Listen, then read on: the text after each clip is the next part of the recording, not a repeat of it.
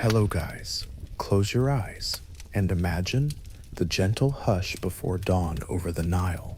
A faint silver light is just touching the edge of the sky while the stars still shimmer above.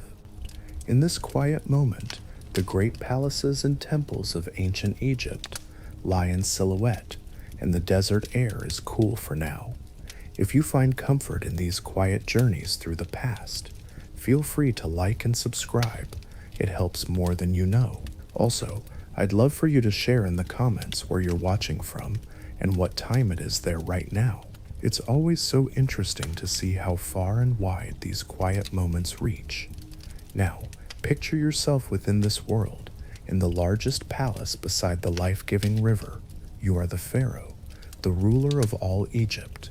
In the darkness before sunrise, you awaken in your chamber.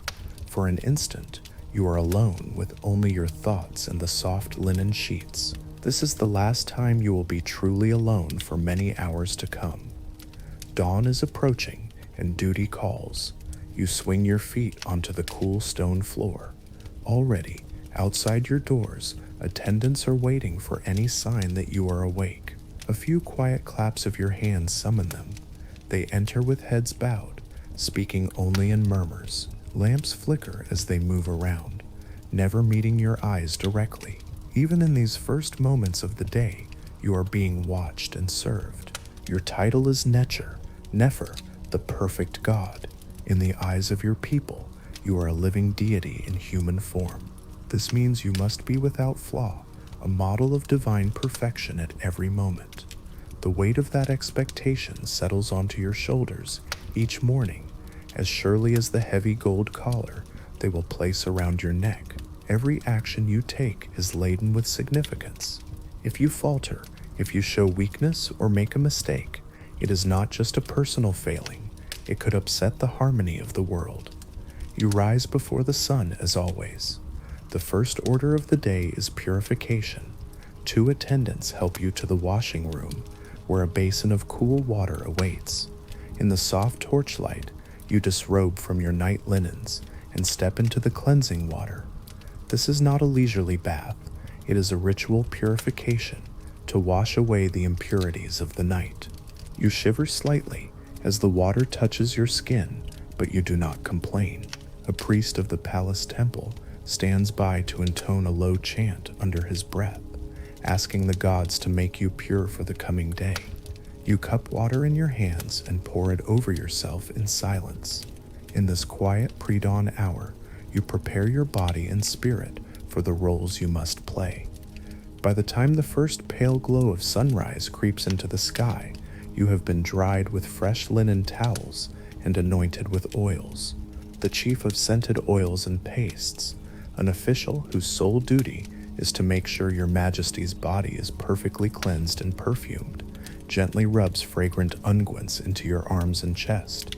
The oil smells of lotus blossom and myrrh. Its perfume mixes with the faint scent of the burning lamp and the still morning air. Servants bring fine white linen garments and begin to dress you. They handle each item with reverence. A sheer white kilt is wrapped around your waist and secured just so. Over your shoulders they drape a leopard skin cloak, the spotted pelt of a sacred leopard, signifying your power and your role as a high priest in rituals. The fur is cool against your skin now, but by midday heat, you know it will grow stifling. They place the false beard upon your chin, attaching it carefully behind your ears. It is a cone of woven fibers, stiffened and trimmed with a band of gold. As it settles in place, you catch a glimpse of yourself in a polished bronze mirror held up by a servant. In the wavering light, your face appears almost unfamiliar under the regalia, as if you have become the god you are expected to be. Lastly comes the crown. This morning, for the first ceremonies of the day, you wear the tall skenapate, the double crown of Upper and Lower Egypt. The white crown rises high on your head, fitted inside the red crown's flared base. Together they form a formidable weight. The servant's hands tremble a little as he lifts this symbol of kingship and sets it on your brow. The pressure is immediate, a tightness around your temples and a weight pressing down on your brow. You steady yourself, standing tall.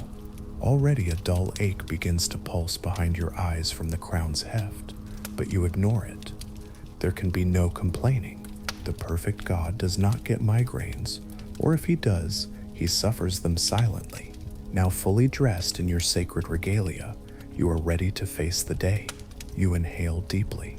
The mixture of scents around you is rich and heady, lotus perfume on your skin, incense smoke drifting from a nearby brazier, and underneath it all the faint dry note of desert dust that even the palace walls cannot entirely keep out. These smells, this routine, have been the start of every day of your reign. Some mornings you almost feel you are on autopilot, your body performing the motions while your mind floats elsewhere, but you dare not drift too far in thought. There is too much to do and too much at stake in each act. A young page approaches, eyes respectfully downcast, to inform you that the high priests are assembled and awaiting you in the temple for the dawn ritual. You nod. It is time to fulfill the first duty of the morning, greeting the sun and making offerings to ensure Maat, the cosmic order, is upheld for yet another day. You make your way through the palace corridors toward the temple complex adjoining your residence.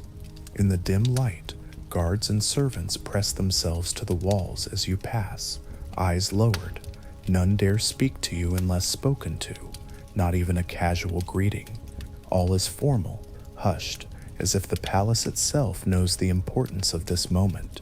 In your mind, you recite a silent prayer that the sun will rise favorably and the gods will be pleased today. On rare mornings, a small part of you longs to remain in the comfort of your chamber, but you quickly push that thought aside.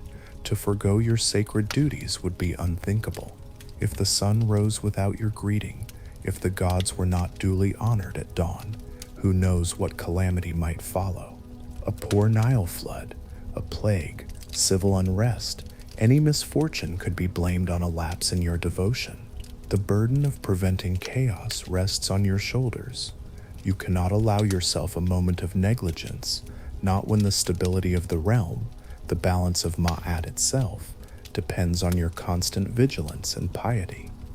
The temple doors open before you, and you step into the vast outer courtyard. The sky above is growing lighter, tinged with pink and gold. Cool morning air fills this enormous space, but soon the sun will bake the limestone pavement under your feet. Around the edges of the courtyard, rows of tall columns stand like silent giants. Your footfalls echo on the stone as you cross the expanse with a train of priests and guards following at a respectful distance. In this moment, you feel very small beneath the open sky and towering architecture, yet every person present is focused solely on you. They remain utterly silent, their eyes lowered or fixed straight ahead, awaiting your next move. As you approach the inner sanctum, the smell of frankincense grows stronger. Two priests swing bronze censers gently, trailing curls of sweet smoke that catch the dawn light. The sandstone walls here are covered in intricate carvings, scenes of past pharaohs making offerings to the gods, scenes in which you yourself are depicted as well. Immortalized in paint and stone, you pass a relief showing you kneeling before the sun god. In the carved image, you offer a small figure of the goddess Maat to the supreme deity, symbolically presenting truth and order itself to the gods. It is a reminder of your duty to uphold Maat on earth so that the gods receive their due and chaos is kept at bay. Finally, you enter the dim hypostyle hall of the temple, a forest of thick columns rising up into darkness above, their capitals carved like lotus blossoms. The transition from the bright courtyard into this shadowed hall is like stepping into a sacred cave. It is noticeably cooler here. Priests move quietly, their barefoot steps whispering on the cool stone tiles. The only sounds are the rustling of your robes and faint chanting echoing from deeper within. Each column is engraved with hieroglyphs and images of gods. In the flickering torchlight, the painted figures seem to sway and flicker as if alive. At the far end of the hall is the sanctuary, the holiest place, containing the statue of the god. A heavy gold-plated door is unsealed and swung open by the high priest and his assistants as you arrive. Only you and the highest priesthood may enter this small chamber. You pause at the threshold, removing your sandals as a sign of humility and purity before the divine. The floor is cold alabaster beneath your feet. Inside, the air is thick and still, heavy with the perfume of years of incense offerings. In the center of the room stands the shrine of Amen-Re, or Ptah, or whichever great deity is patron of this temple. Within the shrine's open doors, illuminated by a single oil lamp, you see the deity's statue, an ancient figure carved of dark stone and adorned with gold ornaments. The god's face gazes eternally forward, inscrutable and calm. You step forward with deliberate grace. In your hands you carry a small bowl of pure water and a bundle of incense offerings for the dawn ritual. The high priest beside you begins a low, melodic chant that resonates in the close chamber. You join in the recitation at the prescribed moments, your voice soft but clear. Together you are speaking sacred words that have been passed down for centuries, words meant to awaken the god gently and renew the bond between deity and king. Gently you place the bowl of water before the statue, sprinkling a few drops on the ground in a libation. You wave the incense bundle through the air, and a stream of fragrant smoke wafts up toward the deity's face. The glow of the oil lamp reflects in the god's jeweled eyes, as if the statue itself has come alive to watch you. You then raise your arms in worship and recite the final invocation, a promise that you will uphold Ma today and every day, that the sun may travel safely across the sky and the Nile continue to flow. You speak these words in a formal high register, almost singing them. In this tight space, your voice mingles with the priest's chanting and seems to multiply, echoing off the stone walls. When the prayers are complete, a moment of stillness follows. You bow your head and listen. Sometimes, in the silence, you imagine you can sense a response, a subtle assurance from the god that your offerings are accepted. Other times, like today, there is only quiet, the god statue staring past you into eternity. The high priest clears his throat softly and asks if you have any questions to put to the god this day. This is part of the ritual. You may seek guidance or approval for the tasks ahead. You formulate a respectful query in your mind, perhaps asking, will the land be fertile this year? Or do the gods favor the campaign I plan in Nubia? Out loud, you utter only a few ceremonial words, addressing the deity with lofty titles and posing your question indirectly as protocol demands. The high priest closes his eyes and draws a long breath, attuning himself for any sign. The lamplight flickers, the incense swirls. After a pause, the priest opens his eyes and proclaims the god's answer, a favorable omen, a gentle nod from the divine, as interpreted through the slight guttering of the lamp's flame or the pattern of smoke. You accept this answer gravely, whether or not you truly feel its truth in your heart. With the consultation done, it is time to conclude the ceremony with the first meal of the day, not for you, but for the gods. Offerings of food are brought in by a line of lower priests, baskets of fresh bread, ripe figs, cuts of roast meat, and jars of beer and wine. They set them before the statue with practiced efficiency. These are symbolic provisions to feed the god's spirit each day. You pick up a small loaf of bread and hold it up, reciting a final blessing. Then you place it on the altar. In doing so, you are feeding the gods as a good son would feed his divine parents. The priests around you echo the phrase Nukimak Sekher Neter, I give nourishment to the god. Finally comes the blood sacrifice, an offering of life to invigorate the gods at the start of the day. Two attendants struggle to lead a large white bull into the courtyard just outside the sanctuary. The animal's hooves scrape and slide on the stone floor as it resists, sensing the tension in the air. You step back into the doorway of the sanctuary, watching calmly. The high priest offers a brief prayer of thanks to the bull for its sacrifice. Then a designated slaughterer, the sacred butcher, swiftly draws a blade across the bull's throat. The bull bellows and falls, its life spilling out in a crimson pool on the pale limestone. A few of the priests flinch at the sight and metallic smell of blood. Insects already begin to buzz hungrily around the crimson puddles, but you do not flinch. You stand utterly still, face composed in a mask of reverence. You have seen this countless times. A pharaoh cannot afford to show hesitation or pity during a necessary offering. In your heart you might feel a twinge of sorrow for the creature, but you bury that feeling deep. The bull's sacrifice is needed to ensure the god's favor. This is the order of things.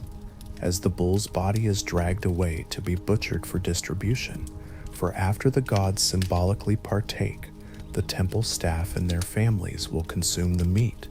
You turn back into the sanctuary one last time. You raise your hands and quietly bid the god farewell until evening, when you will return for the sunset rites. The golden doors of the shrine are closed and sealed. The morning ceremony is complete, and Ma'at has been upheld at the dawn. The sun now climbs higher, and the cool of dawn has vanished. Having completed the vital morning rite, you return to the palace to attend to earthly matters of state. By mid-morning, you are seated upon your throne in the grand audience chamber, ready to receive officials and visitors. The audience chamber opens onto a colonnaded courtyard. Bright sunlight spills in across the polished floor, and already you can feel the warmth radiating from the stone columns around you. You sit upright on a high-backed gilded chair, trying not to show any sign of discomfort as the heavy crown still weighs on your brow and the collar of gold and faience beads rests on your shoulders. A pair of tall fan bearers stand to either side, slowly wafting palm leaf fans to stir a little air. The fans create a gentle rustling, the only sound in the hall besides the distant twitter of sparrows under the roof beams. Everywhere else is silence and stillness. Guards in linen kilts and leather cuirasses line the periphery of the chamber like statues, their spears in hand, motionless despite the growing heat. One by one, those who have been admitted to your presence approach and prostrate themselves full length on the floor before you. Courtiers, officials, petitioners, no matter their rank, all must bow until their foreheads touch the cool stone in front of the divine pharaoh. You watch impassively as the first supplicant, the vizier, your chief minister, approaches to give the daily report. He lies flat in obeisance, then rises to his knees to speak. Even then, he keeps his eyes lowered respectfully. When he addresses you, he uses only your exalted titles, never your personal name. Hemnecher, he calls you, Majesty, Living God. His voice echoes slightly in the vast chamber. You nod slightly to signal him to proceed. The vizier's report covers the matters of the kingdom that require your attention. As he drones respectfully through the list, you maintain a mask of serene interest, though many of the details are tedious. He reports on the grain stores, how many bushels of wheat and barley have been collected as taxes this season, and how much is stored in each royal granary. He mentions a minor flood in a northern canal that has since been repaired, a rise in bandit activity near the desert roads, a temple in Thebes that petitions for more funds to repair its roof. You listen silently, giving an occasional slight incline of your head to show you have heard. The truth is that the vizier and his administration handle most of these issues already, but it is still important that you, as pharaoh, formally approve and are informed. So you sit through the litany of numbers and incidents, allowing the vizier to record that he has spoken to His Majesty on each affair. Next come the foreign envoys. An ambassador from Nubia is led in, escorted by guards. He is a dark-skinned man in bright patterned robes, visibly nervous to be in the pharaoh's presence. Behind him, attendants carry tribute from the lands to the south, gleaming rings of raw gold, elephant ivory tusks, ebony wood, and even a tamed monkey chattering at the end of a rope. These treasures are laid on the floor before you. Tribute from your Majesty's humble servants in Kush announces a court herald on the Nubians' behalf. The ambassador himself has flattened onto his belly in reverence. He speaks no Egyptian, so he communicates through the herald, praising you lavishly as the lord of all foreign lands. You remain still and expressionless, acknowledging the gifts with only a slow nod. Inwardly, perhaps you feel a spark of satisfaction or curiosity at the exotic items. The little monkey bares its teeth in a grin that almost coaxes a smile from you, but you restrain yourself. Decorum must be maintained. The Nubian envoy is led out, walking backwards and bowing repeatedly as he departs, relieved to have completed his duty without incident. Another envoy is brought before you, this one from an eastern land across the sea. He carries a rolled letter sealed with clay, correspondence from a fellow great king in a faraway empire. The letter, once translated by scribes, will no doubt address you as brother and request lavish gifts of gold, as foreign kings often do. But for now, formalities come first. The messenger bows low and presents the scroll with outstretched arms. A steward receives it on your behalf. You will read it later in private. For now, you simply pronounce a conventional phrase of friendship for the herald to take back to his master, keeping your words measured and grand. You speak so rarely in these audiences that when you do, everyone listens with rapt attention. Even a single sentence uttered by the pharaoh carries great weight. You deliver the statement in a resonant, controlled tone that betrays none of your personal thoughts. Next come local petitioners, a pair of farmers from a nearby Noma province who have somehow been granted audience to resolve a dispute. They crawl forward on hands and knees, trembling before your Majesty. One is accusing the other of stealing a donkey and encroaching on his fields. Normally, such a trivial case would be handled by minor officials, but occasionally, to reinforce your image as the ultimate judge, you allow commoners to seek your wisdom directly. The two men keep their faces pressed to the floor as a scribe reads their petition aloud. You listen in silence, fingers drumming lightly on the arm of your throne. The case is straightforward. Your judges have likely already investigated and reached a decision, and you give a slight gesture to the vizier, who steps forward and pronounces judgment in your name. The disputed land is to be divided fairly, and the stolen donkey returned. The farmers babble gratitude and praise to you, tears in their eyes, before being gently escorted out. You did not have to say a single word, yet they leave believing the pharaoh himself has personally tended to their needs. So it goes, hour after hour. You receive generals reporting on the army's readiness, priests bringing news from various temples, scribes presenting you with tallies of tribute from every corner of the land. Each visitor prostrates, speaks only when permitted, and addresses you in the most formal, respectful language. And through it all, you remain composed and distant, like a statue of yourself. The sun climbs toward noon, and the air in the audience hall grows warm and still. Sweat collects under the heavy layers of your ceremonial clothing and trickles down your back, but you do not move to wipe it. Servants periodically bring cool, damp cloths to dab your forehead and scented oil to refresh the air around you. They do so silently and swiftly, almost invisibly, so as not to disrupt the proceedings. You endure the weight of your regalia and the tedium of the petitions with the patience of a god. At last, the chamberlain quietly announces that the morning audience is concluded. With great relief, concealed behind an impassive face, you rise from the throne. The crowd in the hall bows as you depart. You exit the throne room, and immediately a retinue of servants surrounds you, ready to escort you to your private chambers for a midday meal. In a small dining chamber overlooking your gardens, lunch has been prepared.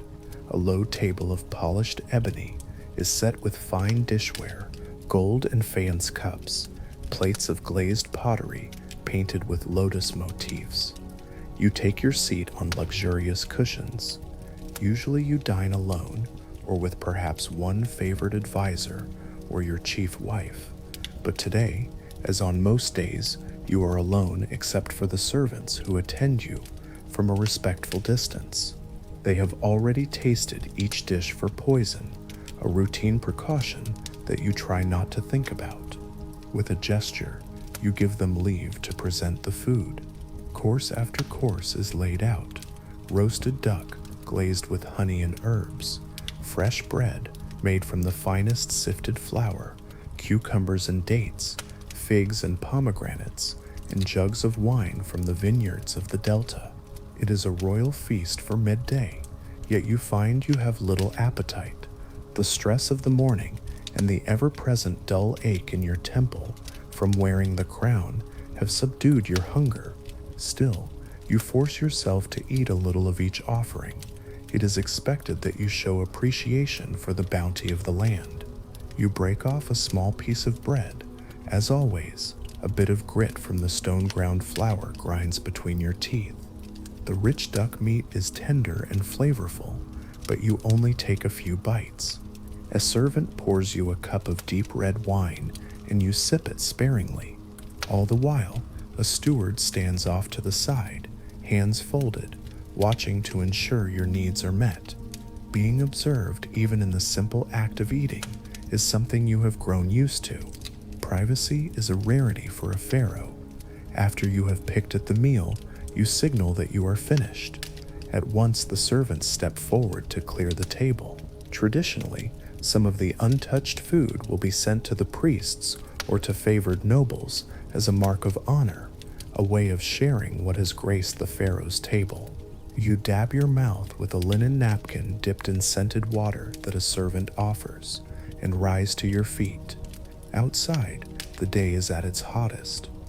This is normally the hour when sensible people take rest in the shade. You feel a heaviness in your limbs. Your back and shoulders ache from maintaining perfect posture through the long audience. For a moment, you consider retreating to your chambers for a brief rest. But another obligation awaits: a public appearance to show yourself to the people and inspect the progress of your ongoing building works. Soon you emerge from the palace gates in your royal chariot to make an appearance before your people. The gleaming chariot, painted in blue and gold, with images of triumphant falcons on its sides, rolls forward, pulled by a pair of powerful horses. You stand tall in the chariot's stirrup, holding the reins loosely. In truth, a driver stands just ahead, managing the horses, but from a distance you appear as the sole master of the vehicle. A small escort of elite runners and mounted guards surrounds you, their sandals pattering on the ground and horses snorting in the heat. As you proceed through the streets near the palace, word spreads quickly among the populace. Pharaoh is coming. Lined along the road, common Egyptians gather to catch a glimpse of you. Farmers, craftsmen, women balancing market baskets, children perched on their parents' shoulders. They crowd at the edge of the thoroughfare. Many bow or kneel as your chariot passes. Others simply stare in awe. For most of them, this is the only way they will ever see their divine ruler, from a distance, radiant in the sun. Your attendants have dressed you in a fresh linen robe and the royal Neme's headcloth for this outing, its striped fabric fluttering in the hot breeze.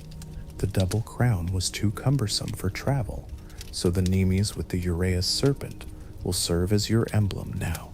Even so, the weight of authority remains palpable in every wave of your hand and every gracious nod you offer to the crowd. You keep your expression gentle and distant, a faint smile fixed in place as you gaze over the heads of the people. To them you look serene and godlike. They cheer your name, and some sing hymns as you pass. A little girl darts forward and throws a lotus flower toward your chariot wheels before being pulled back by her mother. You notice this and allow yourself the tiniest grin, touched by the simple offering, but you do not break the formal pose to acknowledge it directly. You cannot. The pharaoh must remain slightly apart, always elevated, even in moments of kindness. The procession makes its way to the outskirts of the city, where one of your grand construction projects is underway. As you approach, you see a forest of scaffolding and the silhouettes of giant stone statues and columns in various stages of completion. This is the new temple complex you have commissioned, a monument that will bear your name and honor the gods. The sound of mallets striking chisels, the groan of wooden sledges hauling enormous stone blocks, and the calls of overseers form a cacophony that greets you long before you arrive. Upon your arrival, the labor briefly halts. An overseer blows a loud note on a horn and shouts, "His Majesty is here." Immediately, hundreds of dusty workers pause their toil and turn to bow in your direction. You step down from the chariot, your sandals crunching on gravel and chips of stone. The bright afternoon sun reflects off the pale limestone blocks all around, making you squint. A foreman approaches, a middle-aged man with sun-leathered skin, and prostrates himself, touching his forehead to the ground at your feet. "Life, prosperity, and health to you, divine lord," he says in a loud voice, a practiced salutation that the assembled workers echo with a ragged cheer. You nod and gesture for him to rise and speak. The foreman, now standing respectfully with eyes averted, begins to report on the progress of the works. He explains how the foundations of the temple's next pylon gate have been laid successfully, and how the great statues of you that will flank the entrance are nearly completed by the sculptors. He points toward two colossal figures, still half wrapped in wooden scaffolds. From here, you can see the general shape of your own likeness emerging from the stone. The broad shoulders, the folded arms holding royal symbols, though the faces are yet rough-hewn. A strange feeling ripples through you as you gaze up at those looming shapes. They will stand here long after you have returned to dust, proclaiming your glory. You wonder, not for the first time, what those statues will mean to those who see them in some distant future. Will they truly preserve your memory? Or will they too crumble one day, leaving no one who remembers the man behind the stone visage? You push that thought away as the foreman continues speaking. He gestures to a series of stone stelae lying flat, ready to be erected. They are already engraved with dedication texts, lines of hieroglyphs detailing how you, the mighty Pharaoh, built this temple and offered it to the gods. You step closer to one, running your fingers lightly over the carved hieroglyphic signs. The cuts are fresh and sharp. You can read your own names and titles: King of Upper and Lower Egypt, Lord of the Two Lands, Beloved of Amun, carved deeply into the rock. The work is beautiful. You offer a rare word of praise to the chief artisan, who has also come forward and is bowing hopefully. "It is well done," you say softly. The man's face lights up with pride. He will remember those 4 words for the rest of his life. All around, the activity of construction resumes. Now that you have given your blessing by your presence, the workers redouble their efforts. You walk carefully through the site, the foreman leading the way and clearing any obstacles from your path. Clouds of pale stone dust rise from every hammer blow against the blocks. Soon that dust is clinging to your fine linen clothes and even to your skin, but you take no notice. In truth, you almost welcome the earthy smell of the dust and stone. It feels honest, a reminder that something tangible is being created here by human hands and sweat under your command. The sun beats down on you mercilessly in the open yard. Beads of sweat form on your brow and beneath the collar around your neck. A servant holding a parasol moves to shade you, but enough sun still gets through that your head throbs anew with heat. You maintain your composure nonetheless, moving with measured steps and a dignified posture. The laborers glance up at you as you pass, some with gratitude, some with awe, some simply curious. Most will never be this close to the Pharaoh again in their lives. You catch snippets of murmured prayers from a few who treat your presence as a blessing of its own. As you inspect the progress, scribes unroll papyrus records to show you. One document lists the materials and workers contributed by various towns for this project. Copper chisels from the Sinai mines, timber from Byblos across the sea, grain rations supplied by delta villages to feed the laborers, herds of oxen from Upper Egypt sent for hauling loads. Each entry on the list represents the toil of many people devoted to this creation. You nod as the scribe reads out a few notable contributions. It is a reminder of the vast reach of your administration. Every corner of the land is helping to raise these stones at your command. A sense of solemn pride fills you. This temple will be one of your enduring legacies. It must be built properly and beautifully, not only for your glory, but to honor the gods so they continue to bless Egypt. Before departing, you perform a brief ceremonial act at the site. Taking a shallow bronze bowl filled with Nile water, you sprinkle water on the foundations, consecrating the new construction in the name of the gods and in your own name. You also place a small votive offering in a niche, a tiny figurine of Ma'at, the goddess of truth, to symbolically embed cosmic order into the temple's very walls. The priests accompanying you chant a short hymn as you do this. It is a formality, but an important one, to link the act of building with divine favor. With that, your inspection is concluded. You exchange a few final words of encouragement with the overseers, then return to your chariot. The afternoon sun is blinding as you depart the construction site. The crowds of workers cheer respectfully as you leave, though you know some among them might curse the additional workload that often follows a royal visit. Still, for this moment, they are unified in admiration and hope, hoping that you noticed their contribution, their craftsmanship, their loyalty. You have learned to give a polite smile and a wave in such moments, knowing it lifts morale. In truth, you are eager to retreat to the shade. The heat and dust have exhausted you more than you'll ever admit. Back at the palace, you finally have a chance to rest, if only briefly. The day's heat reaches its peak, and even the stones of the palace seem to glow with warmth. You remove your ceremonial headdress and heavy collar as soon as you are out of public sight. Immediately, you feel some relief as the weight is lifted from your neck and shoulders. Your attendants rush to fan you and offer a cool drink. You wave them away for the moment. What you desire most is simply a few quiet minutes alone.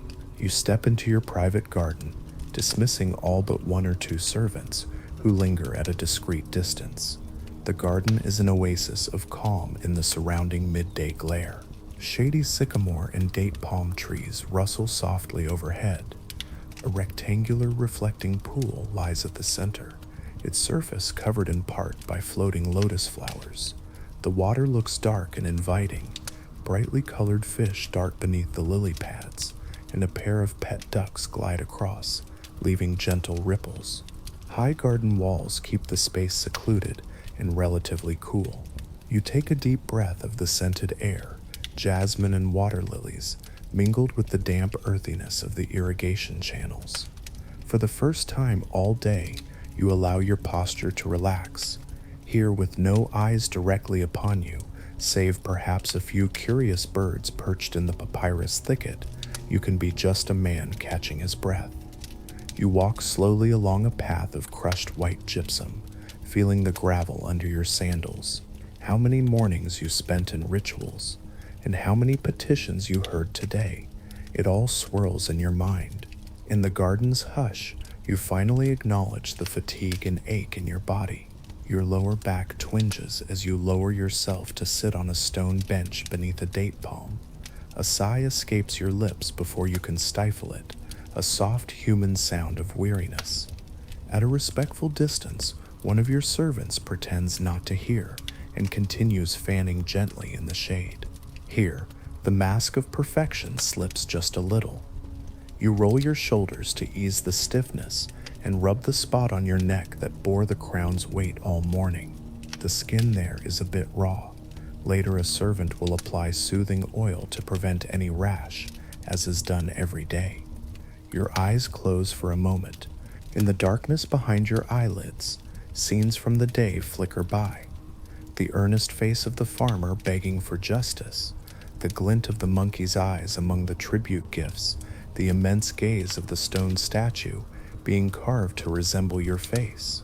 It's hard to believe that all these roles, judge, warrior, high priest, living God, must be embodied by one person, by you. A wave of loneliness washes over you unexpectedly. Out beyond these walls, you know families are taking their midday rest together, fathers playing with children, mothers telling stories. But the great Pharaoh rests alone, attended by servants and bound by duty. Even your wife, the great royal wife who shares your throne, is at her own palace wing, or perhaps at the temple, fulfilling her duties as a priestess. Your children, those who are old enough, are away being educated or serving in their appointed roles as well. A prince commanding troops on the southern border, a young princess living at the temple of Hathor as a consecrated divine adoratrice. None of them is here with you now. In this beautiful, fragrant garden that is yours, you sit in solitude. This melancholy reflection is interrupted softly by the approach of the chamberlain. He keeps a good distance, not wishing to startle you. You sense his presence and open your eyes. The shadows are growing longer. Late afternoon is here. It is time for the evening ceremony at the temple to mark the setting of the sun. Once more, duty calls. You push yourself up from the bench, your joints protesting slightly. A servant swiftly brings your regalia, a lighter attire this time, a simple linen robe with a broad collar and the ceremonial blue crown, the capreche, which is a bit less heavy than the double crown, yet still unmistakably royal. You allow them to dress you again, fastening the symbols of your office back onto your body.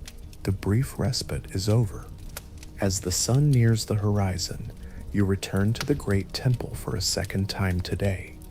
The heat of the day is beginning to ebb, and a golden light bathes the columns and statues as you walk into the courtyard. The evening ritual is simpler than the morning's grand opening of the shrine, but no less important.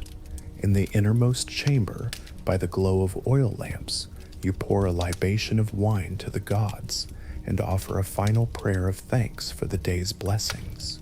The high priest joins you in chanting a gentle hymn to accompany the sun god on his journey into night. Outside, you can hear the faint sound of a sistrum, a ritual rattle, being shaken rhythmically by a priestess to ward off any lurking evil as darkness falls. You ring a small handbell 3 times, a signal that the day's divine service is concluded and the shrine can be closed for the night. The massive temple doors are pulled shut behind you as the last light of the sun vanishes below the horizon. A cool twilight breeze brushes against your face, carrying the scent of night-blooming lotus. Another day in your reign has ended, at least officially. The priests and attendants bow and take their leave, disappearing into the dusk to their own suppers and families. You stand for a moment in the temple forecourt, watching as the first stars blink into being above the silhouette of the pylons. Twilight has always been your favorite time, a brief gap between obligations when the world grows quiet and the sky balances between light and dark. But it is a fleeting respite for soon the concerns of the night will come to claim your attention, just as the days did. You take a final breath of the evening air and turn back toward the palace, where lamps are being lit in your chambers to prepare for your return. Night has fallen fully by the time you return to your private chambers after the sunset rites. Servants have lit oil lamps throughout your rooms, casting a gentle amber glow on the painted walls. They help you out of your ceremonial robes and into more comfortable evening linens. A light meal has been set out should you desire it, a broth of lentils and some bread, but you barely touch it. Fatigue weighs on you, but your mind is too restless for sleep. You dismiss the last of your attendants with a polite word of thanks. Bowing deeply, they withdraw, leaving you alone in the quiet of your bedchamber. Outside your window, the night is dark and clear. A soft breeze carries in the chirp of distant crickets by the river and the faint croak of frogs awakening in the marshes. The silver of the stars and a waxing moon spill into the room, mingling with the lamplight. You stand at the window for a moment, looking out over the Nile. The great river is a mere glinting ribbon in the darkness, the fields beyond it invisible, sleeping. Somewhere out there, your people are in their homes, sharing the warmth of family, telling stories, drifting into dreams. Here, in the splendid palace, you feel a hollowness echoing in your chest. You turn from the window and approach an ornate chest made of cedar wood, secured with a small golden lock. Only you possess the key. With a click, you open it and carefully lift out several items wrapped in soft cloth. Your fingers unfold the layers to reveal personal, precious objects, items prepared for your own eternity. There is a heart scarab amulet of glossy green stone, already carved with spell words on its underside. You hold it up to the lamplight and read the tiny hieroglyphs etched there. They implore your heart not to bear witness against you when you stand in judgment before Osiris. How many times have you recited that spell in your mind, committing it to memory? O my heart, rise not up against me as a witness. You whisper the line now into the still air and close your hand around the scarab. This little talisman will be placed over your heart when you are mummified. You had its inscription made especially bold as insurance for your soul. Yet you wonder, will it truly silence any guilt within you? Have you lived up to Ma'at enough to face the scales with confidence? Beside the scarab, wrapped in linen, is another treasure, a tiny golden likeness of yourself, a Ka statue, crafted to reside in your tomb. It is no larger than your hand, but exquisitely detailed, wearing a miniature pharaoh's crown. In the afterlife, this statue is meant to house a portion of your spirit, receiving offerings left by the living. You touch its cold metal face with your thumb. It stares back with your own youthful features. Will people come to leave offerings at the statue's feet after you are gone, or will it languish alone in the dark? You cannot know. Your eyes fall next on a set of small painted figurines lying in the chest, rows of Ushabti dolls, the servant figurines carved to work on your behalf in the field of reeds, the paradise of the afterlife. Dozens of them have already been prepared, tiny men and women with arms crossed, holding hoes and baskets. On each one is written a promise that it will answer when you call in the afterlife, to do any labor required so that you may rest. It is said that a great king needs hundreds of Ushabtis. You have commissioned many, and more are being made. You pick up one doll. The paint is fresh, depicting a pleasant, obedient face. How odd it is that you must even plan your own eternal workforce. You line the figurine back up with its brethren, each a silent reassurance that you will not be alone or idle in the world beyond. At times, like tonight, this meticulous preparation for death feels surreal. You have been king for many years, yet in some corner of your heart, you still feel like that child prince who once peeked in awe at his father's sarcophagus being carved. Now you oversee the crafting of your own burial equipment. In fact, earlier this year, you visited the goldsmith's workshop in disguise to observe the progress on your funerary mask. By torchlight, you watched from the shadows as artisans hammered sheets of gold over a wooden mold of your face. They inlaid bright eyes of obsidian and quartz, painstakingly recreating your countenance but perfected serene, the face of a god king, to be placed over your mummified body. When they stepped away, you dared to come forward and gaze at it, your own features looking back, immortalized in gold. A chill had run through you at that moment. You complimented the craftsman softly and ordered that the mask be locked away in the royal treasury until the day of need. You have not looked upon it since. The thought of that golden face waiting for you in some dark vault both reassures and unsettles you. Another object in your chest, a papyrus scroll containing a list of the oils, resins, and linens set aside for your mummification. Ever the meticulous planner, you requested updates to ensure nothing will be lacking. The scroll lists fragrant cedar oil from the Levant, myrrh and frankincense from Punt, natron salt from the desert lakes, all stored in sealed jars for the day they will anoint and dry your corpse. The fine linen wrappings have been woven and piled in storage, awaiting the same day. You roll the scroll back up with a sigh. It is morbid inventory, yet you find a strange comfort in it. At least in death, all will be in order. You have tried to control your destiny as much as any man can, negotiating even with time and decay through preparation. Securing these items back in the chest, you lock it and slip the key onto the cord around your neck. You catch a glimpse of yourself in a bronze mirror on the wall, the lines at the corners of your eyes, the hint of gray in your hair, signs of mortality. The day's fatigue is etched in your face, yet you are still here, still alive, with work yet to do. The questions of legacy gnaw at your mind each night like this. Seeking solace or guidance, you decide to perform one more ritual before attempting to sleep. You move to a small domestic altar in the corner of your chamber, a carved stone table adorned with images of Isis and Osiris. Kneeling before it, you light a stick of incense and place it in a holder. The familiar curls of frankincense smoke rise, and you breathe them in, letting the rich scent fill your lungs. In the stillness, you begin reciting sacred names of the gods under your breath, one by one, in a rhythmic litany: Amun, Mut, Khonsu, Osiris, Isis, Thoth, Hathor, the roll call of the divine patrons. It is said that speaking the gods' names strengthens your heart and keeps evil at bay in the darkness.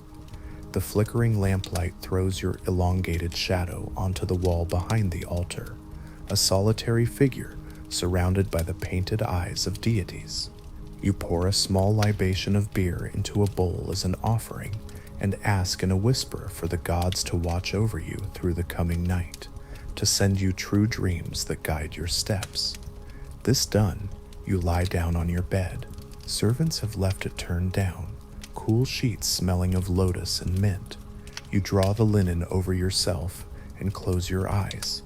The palace is quiet now, only distant muffled sounds of guards changing shifts outside, and the occasional crackle of a torch. Sleep, however, does not come easily. Your mind churns with unanswered questions, with worries that daylight's busy schedule helped to push aside. Now, in the solitary darkness, they surface. You think of your children. Will they be safe when you are gone? Who might scheme against them even now? You think of your great works. Will they stand the test of time or be undone by those who follow? An old anxiety returns. You recall whispers that one of your own wives might be plotting to advance her son's claim to the throne. By day, such rumors seemed preposterous or at least manageable. By night, they feel ominous. You remember the ancient story of a harem conspiracy in your grandfather's time, a tale of palace women and officers who tried to assassinate the king with poison and magic.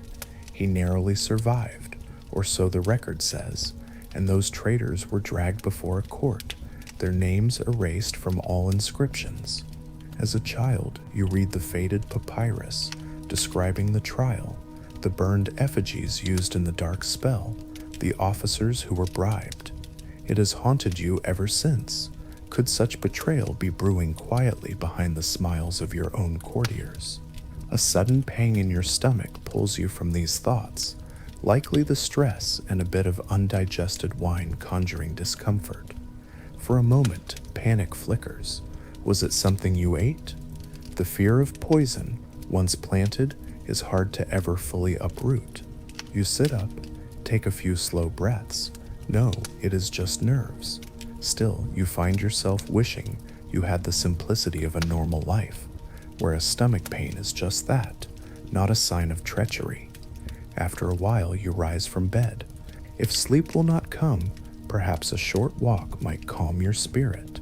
Draping a light shawl over your shoulders, you take a single lamp in hand and step into the corridor.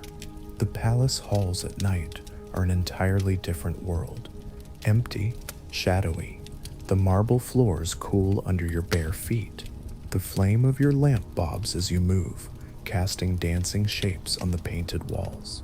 You walk without a particular destination, letting your feet carry you through familiar passages. Soon you find yourself in the great pillared hall near the palace's heart, the very chamber where you held court this morning, now deserted. The columns that loomed over the throng by day now loom over silence. In the weak lamplight, the carved faces of gods and kings on those pillars seem alive with shifting expressions. Your solitary footfalls echo. Here you are, the master of this domain, and yet at this moment you feel more akin to a lonely wanderer in a vast temple of memories. Your lamp illuminates a wall where your own achievements are painted in vibrant scenes, the tribute bearers from foreign lands, the gods blessing you with ankhs of life. You stop before a depiction of your younger self, smiting enemies with a mace, a pose of absolute power frozen in time. What a confident creature you appear there, you think wryly, almost godlike indeed. And yet here you stand in the quiet dark, just a man with worries and mortal pains. You reach out and touch the cool stone next to the painted figure of yourself. The paint under your fingertips is slightly rough. It will outlast you, you realize. Or perhaps not. Paint can fade, stone can crack. The awareness of impermanence presses heavily on you. A faint noise stirs you from your reverie, just a guard at the far doorway, clearing his throat. He likely sees your lone light and wonders if he should approach, but you prefer to remain undisturbed. You turn and make your way back toward your chambers, the lamp lighting the path ahead. The guard bows as you pass. You give a slight nod in return and disappear once more into the private royal wing. Back in bed, you make another attempt at rest. Lying on your back, you watch the lamplight flicker on the ceiling. At last, your eyes grow heavy. In the borderland between waking and sleep, stray thoughts float by like driftwood on a dark river. You see in your mind's eye the hall of judgment in the afterlife, Osiris on his throne, the scales weighing your heart against the feather of Mot. You wonder what the verdict would be if your soul were to be judged this very night. Have you done right by your people and the gods, or have you merely performed the motions, hiding any sins behind a mask of divinity? Before sleep finally envelops you, one last fleeting thought comes. Will my name endure? It is said that to speak a dead person's name is to make them live again. Will your name be spoken reverently in rituals 1,000 years from now? 10,000 years from now? Or will it be forgotten, your monuments dust, and your deeds myth or nothing at all? This question drifts with you into the realm of dreams, unanswered. And how could you know the answer? How could you, even as Pharaoh, see so far beyond your mortal horizon? Perhaps, If some god granted you a glimpse into the distant future, it would overwhelm you. Empires will rise and fall upon the land you know. New languages, new gods will claim Egypt. The very memory of your life may eventually vanish from human knowledge. In a dream, imagine now that future. Not long after you are laid in your tomb, the cracks of discord appear. A weak successor, or maybe scheming officials, lead the kingdom into decline. Within a few generations, the vigilance around your resting place wanes. Greed finds a way. By flicker of torchlight, intruders creep into the corridors you so carefully sealed. Perhaps they bribed the guards who swore to protect you. Perhaps hunger or chaos made loyalty meaningless. These tomb robbers prize the gold and precious amulets that were meant to secure your immortality. They smash your heavy sarcophagus lid, desecrating the sanctuary of your body. With rough hands, they strip you of your jeweled funerary ornaments, your scarab amulet, your golden mask, all stolen in darkness and haste. Your carefully wrapped mummy, that holy vessel of your being, they cast aside or rip open in search of more treasure. The grand sarcophagus you commissioned lies cracked and empty, your body left in tatters on a cold stone floor. By the time officials discover the violation, it is too late. The thieves are gone, and the priests can only gather your disturbed remains and rewrap them as decently as possible. They hide what is left of you in a secret cache, hoping to shield you from further harm. Meanwhile, the world you knew continues to unravel. Successors, those you hoped would preserve your legacy, instead fight among themselves. One might even chisel away your name from your own statues, usurping your monuments to credit himself. On temple walls where you once stood proud, your cartouches are gouged out, your images defaced. The record of your good deeds is erased by those who come after, deliberately and systematically. Perhaps a new dynasty arises that wishes to obliterate all trace of the old. Your memory falls victim to their political needs. The mortuary temple where your priests once sang your praises and made offerings to your spirit falls into neglect. Offerings dwindle, then cease. Weeds overtake the altars. Within a few hundred years, no incense burns for you, no voice speaks your rituals. The gods you served remain, but even they have new favorites among the living. In time, your name is no longer spoken aloud by anyone except maybe a curious scribe copying an old list of kings, and even that list might one day crumble to dust. The great city that witnessed your glory ages and transforms. Your palace might be abandoned during some turmoil, left to crumble. Mud brick walls slump back into the earth. Sand blows in, covering courtyards where you once walked. Entire districts are eventually buried, and new settlements rise elsewhere. What was once your throne room could become a field where farmers till the soil, unaware of the halls beneath their feet. Your beloved statues, those giant likenesses carved from stone, may topple in an earthquake or be pulled down by foreign conquerors. Some might be shattered intentionally, broken into blocks to build crude walls or roads for a later era. The pieces of your proud visage could end up as stepping stones in a village or rubble in a foundation. The language you spoke and inscribed, the elegant hieroglyphic words of dedication and prayer, eventually falls out of use. Centuries on, priests can no longer read the old carved texts and spells. They themselves have forgotten the meanings of the intricate signs. Your deeds, recorded in those symbols, become an unreadable mystery. The gods you invoked lose their hold on the hearts of the people as new religions come. Temples are converted to churches or abandoned to time. Those beautiful images of Amun, Isis, and Ra gather dust or are defaced by zealots of a new faith. Your own likeness on temple reliefs might be hammered away by those who label you a pagan of the past. What remains of your statues or sarcophagi might be hauled off to adorn the gardens of foreign rulers, or ground up for stone to build new houses, or even burned to lime for fertilizer. 1,000 years, 2,000, as the millennia pass, even the memory of Egypt's former glory fades among those who live on its land. They speak new tongues, worship new one gods in languages that did not exist in your time. They know little of the pharaohs beyond vague legends. Perhaps you become a half-remembered figure in folk tales, a cruel tyrant in one story, a great sorcerer in another, or perhaps even these stories get confused and conflated with others until your true identity is utterly lost.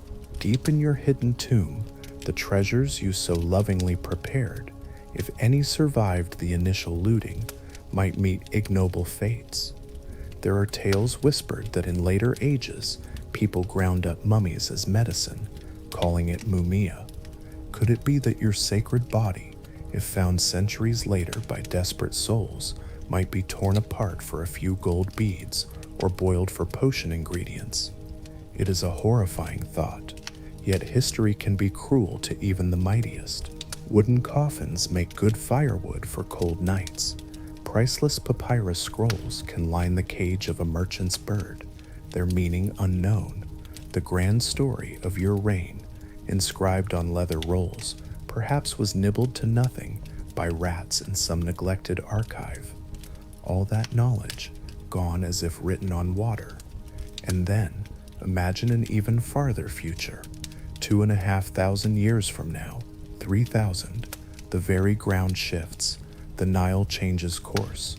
New cities rise on old ones' ruins. Tourists, foreigners from lands beyond the edge of the world you knew, wander among the weathered stone ruins that once were your temples and palaces. They marvel at the giant columns and broken statues, but they do not know your name or the names of the gods you honored. Perhaps a learned few can read a bit of the ancient hieroglyphs, deciphering some titles or dates, piecing together fragments. But to most, you are just a symbol of a mysterious past, a pharaoh of long ago, with a name few can pronounce. Children from countries you never dreamed of play among the fallen obelisks that bear your inscriptions, their laughter echoing where your priests once chanted. In this far-off time, the statues and tombs you built might be displayed behind glass in museums, labeled with numbers.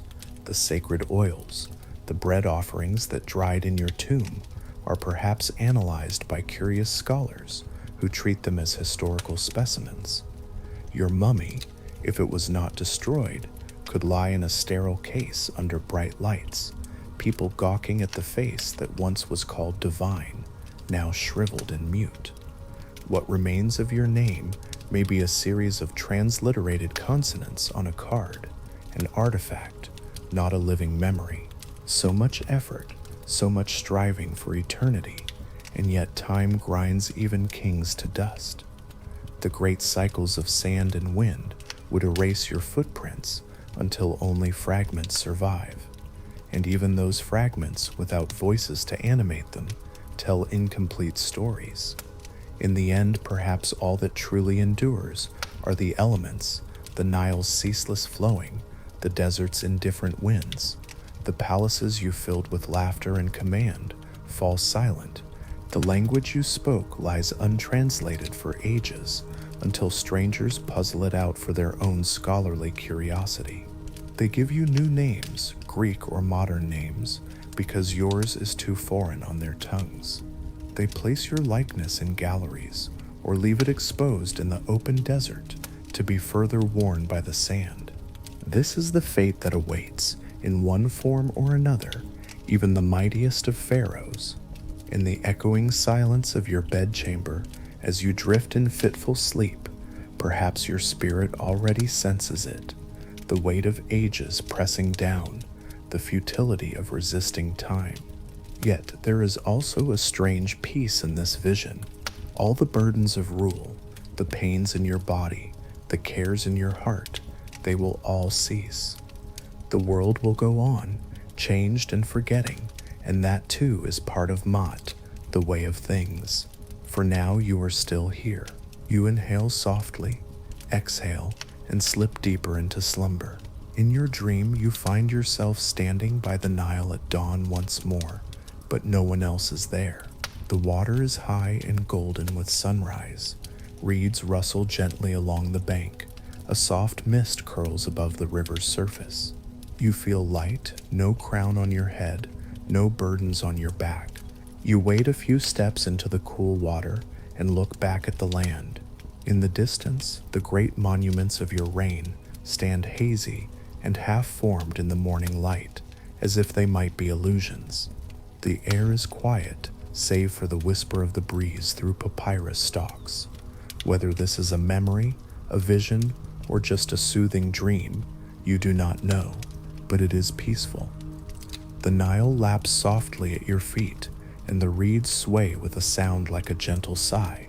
You close your eyes within the dream, letting that murmur of nature surround you.